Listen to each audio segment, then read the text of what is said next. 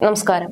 സിനിമകളിലൊന്നും അഭിനയിച്ചിട്ടില്ല എങ്കിലും കൃഷ്ണകുമാറിന്റെ രണ്ടാമത്തെ മകൾ ദിയ കൃഷ്ണ സോഷ്യൽ മീഡിയയിൽ വളരെയധികം സജീവമാണ്. താരപുത്രിയുടെ വിശേഷങ്ങളും ആരാധകർ വിടാതെ പിന്തുടരുന്നു. മറ്റ് സഹോദരിമാരെ പോലെ തന്നെ അഭിനയത്തോടും മോഡലിംഗിനോടും ഒന്നും ദിയയ്ക്ക് താല്പര്യമില്ല. ബിസിനസ്സും വ്ളോഗിങ്ങിനുമാണ് ദിയയുടെ മെയിൻ.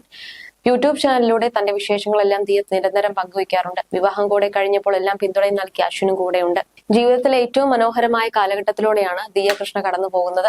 കാരണം അമ്മയാകാനുള്ള തയ്യാറെടുപ്പിലാണ് താരപുത്രി. 3 മാസമാണ് ഇപ്പോൾ ദിയയ്ക്ക്. ഇക്കഴിഞ്ഞ സെപ്റ്റംബറിലായിരുന്നു ദിയയുടെ വിവാഹം. കുടുംബവും കുട്ടികളുമായുള്ള ജീവിതം ഏറെ ആഗ്രഹിക്കുന്നയാളായതിനാലാണ് സഹോദരിമാരെക്കാളും മുമ്പ് 26-ാം വയസ്സിൽ തന്നെ ദിയ വിവാഹിതയായത്.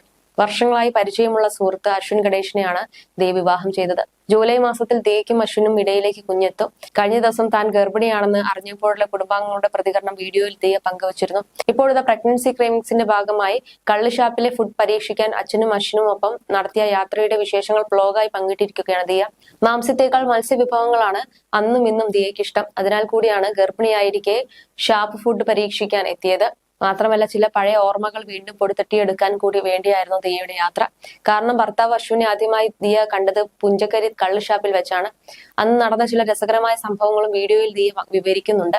ഞാനും അശ്വിനും ആദ്യമായി കണ്ടുമുട്ടിയ സ്ഥലത്തേക്ക് അച്ഛനൊപ്പം പോയപ്പോൾ എന്ന തലക്കെട്ടോടെയാണ് ദിയ വീഡിയോ പങ്കുവച്ചത്. പുഞ്ചക്കരി കള്ളുഷാപ്പിൽ വെച്ചായിരുന്നു ഞങ്ങൾ ആദ്യമായി കണ്ടത്. എന്റെ സുഹൃത്തിന്റെ സുഹൃത്തായിരുന്നു അശ്വിൻ. കാണും മുമ്പ് സുഹൃത്തുക്കൾ എപ്പോഴും അശ്വിനെ കുറിച്ച് പറയുന്നത് ഞാൻ കേട്ടിട്ടുണ്ട്.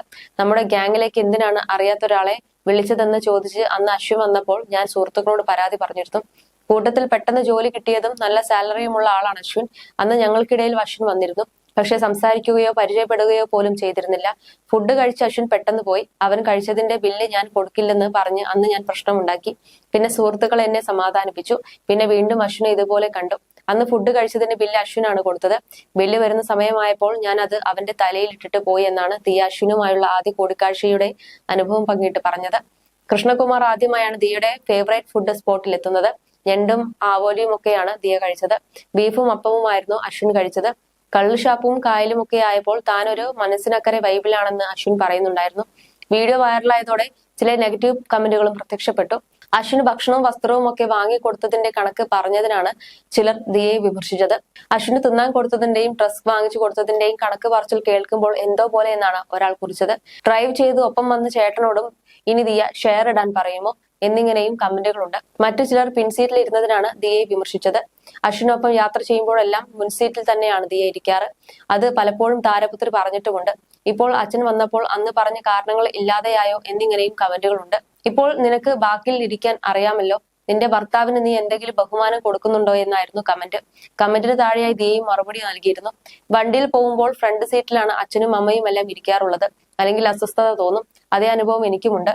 അതുകൊണ്ടാണ് ഞാൻ മുന്നിൽ ഇരിക്കുന്നത്. അശ്വിൻ അതിൽ ഒരു പ്രശ്നവുമില്ലെന്നായിരുന്നു ദിയയുടെ മറുപടി. അതേസമയം ബ്രാഹ്മണനായ അശ്വിൻ നോൺ വെജ് കഴിച്ചു തുടങ്ങിയോ എന്നുള്ള സംശയവും ചിലർ ആരാധകർ പങ്കുവെക്കുന്നുണ്ട്.